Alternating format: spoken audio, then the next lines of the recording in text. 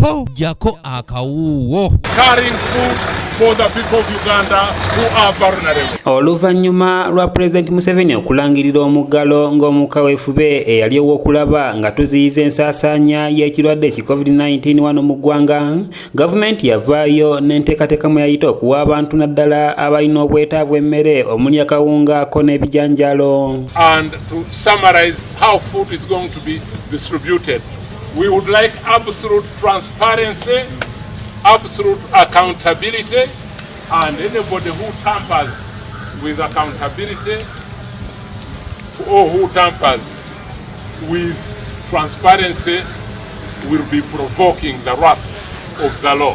Newankubadde enteekateeka eno yatuuka mu bitundu ebyenjawulo oluvannyuma lw'abalina obusobozi okuwaayo ke balina eri gavumenti, wabula bangi abategeeza ng'emmere eno bw'etabatuukako era nga n'abamu bakoma kuwandiikibwa mannya.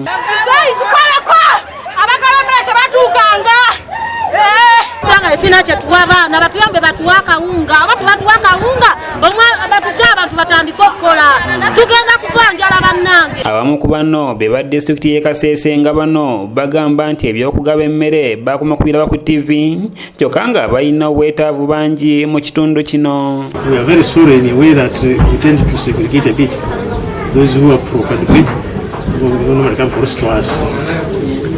We feel sympathetic. But there's some others who don't bother to come near us. Despite the fact that they're disabled, you talk to them, it's not to be bothered. Wano n'ab'ekitongole ki Light the World Vulnerable we baviiriddeyo ne badduukirira abantu abalina obwetaavu mu Kasese nga bano nno bawadde obuwunga, ebijanjaalo, masks wamu n'ebintu ebirala. Of maize flour together with the cassava flour. Together with the face masks and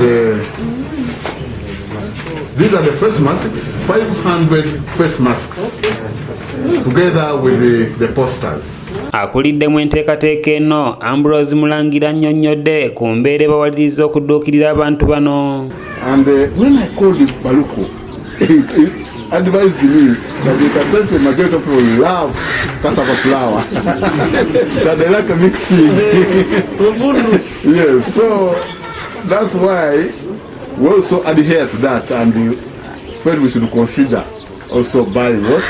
Cassava flour. Mugenyi Joshua ng'ono ye ssentebe w'abantu abaliko obulemu mu kitundu kino yeebaziza b'ekitongole ki Light the World Vulnerable olw'okubalowoozaako kuba nga babadde balaba birabe ku TV. 90% of them are vulnerable.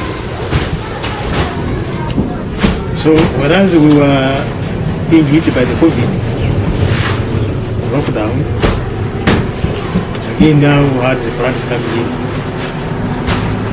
and disorganized us. Robert Kule yakusakidde eggulire lino okulwa ABS Television. Waliwo omukadde gwe bajje mu nnyumba wano, mukazi wattu amagulu gamuluma, baneiba baali bamanyi yaggalawo yagenda, kumbe mwali enjala yagenda mutta, baneiba baali badde bamuwa ku mmere naye enjala egenda mutta ali mu nnyumba yeebase.